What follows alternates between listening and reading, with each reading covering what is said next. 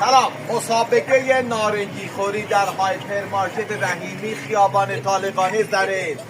نفر اول آرشان معروف به شامشام محمد امین و این دو گلوی افسانه. آدون ندی؟ امیر تاسر نمرسن امیر محمد امیر تاهای وطنپور. شامشام tez ol bunlar yediler kurtardılar. Tez olun, tez olun. Tez olun. Her şey utup karacak ha. Ha, ya utup karandan sonra adam buna var. Ya haberli var. Utup karmasa sarıldı. Tez soy. Sen de ahir nefer oldun da. Şamşan tez ol ye, tez ol. Tez ol, tez ol. Bas seni. Aferin Muhammed Emin. Əgər çıxartmasan bərəndəsən, gəl utasan bax.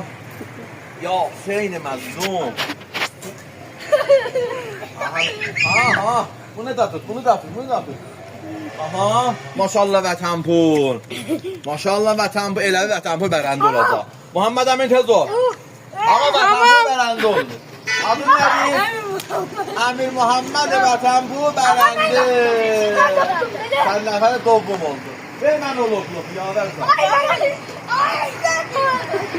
Caize müsabaqası. Təşvik edeyim Muhammed'i. Maşallah.